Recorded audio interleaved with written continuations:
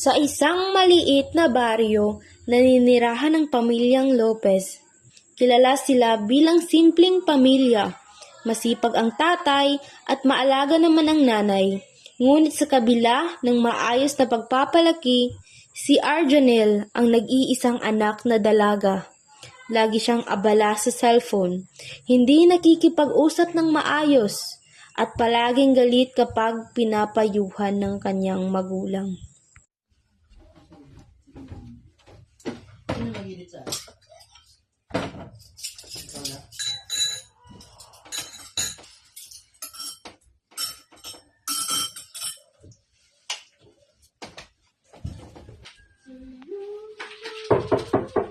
Anak, halika na, kumain na tayo.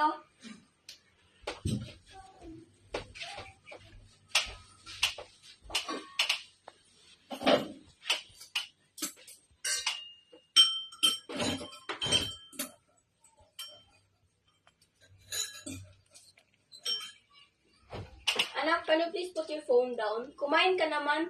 Wait nga lang, alam mo namang importante to. Nak, kahit lunchtime, cellphone pa rin. Respeto naman sa misa. Pakin nyo ba? Kakainis?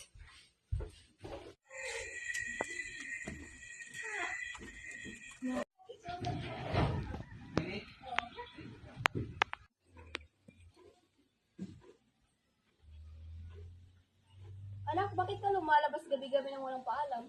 Oo nga, hindi na namin alam kung saan ka pumupunta. Pakialam nyo ba? Buhay ko naman to.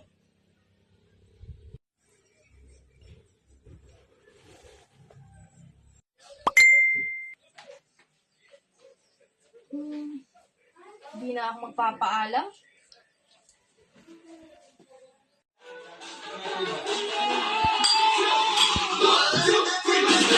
Let's party! Masaya dito!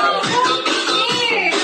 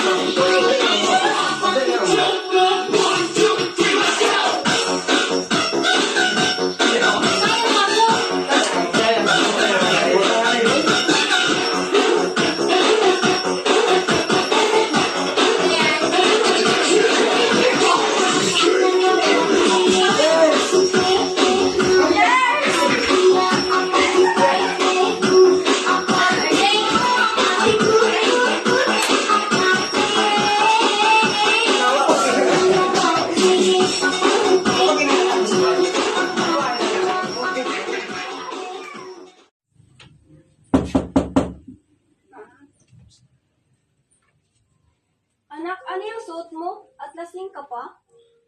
Ma, what's wrong with my clothes? Babae ka, dapat maingatan ang sarili mo. Stop it! Hindi ako bata! At sumasagot ka pa? Sana mamatay ka na lang! Wala ka namang maidudulot sa buhay ko.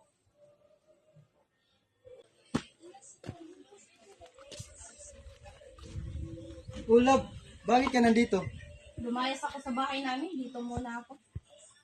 Buka muna dito.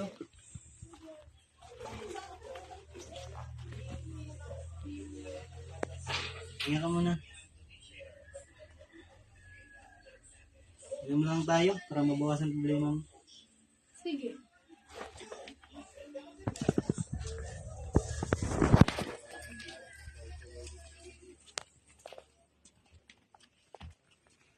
Buka.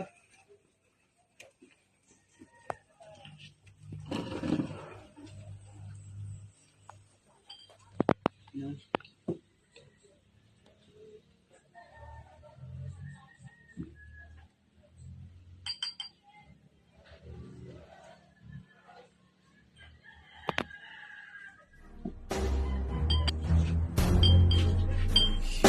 make it look like it's magic. Nalasing at nauwi sa maling I inaasahan. see nobody, nobody but you.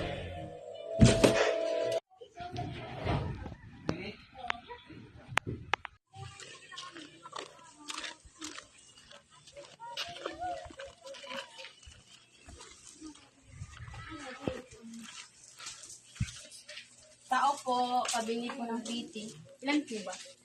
Isa lang po. Magkano po ba? 90.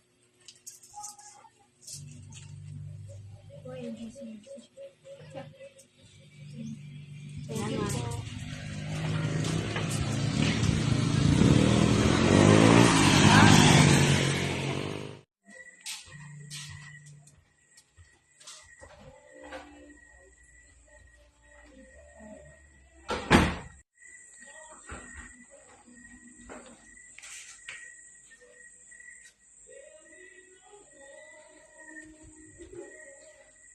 Buntis ako? Paano ako magpapaliwanag sa magulang ko? Lagot talaga ako. Love, I'm pregnant. Ano? Hindi ko pa kaya to. Bahala ka na. Ma, Pa, I'm sorry sa lahat ng pagkakamali ko. What do you mean, anak? Buntis ako.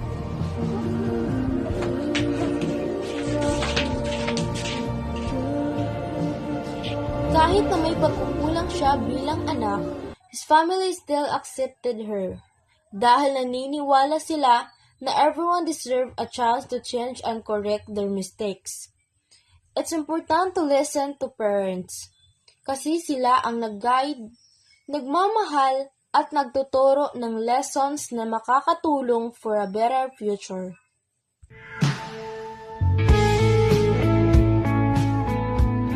What if habang kausap ka niya, bumalik yung greatest love niya?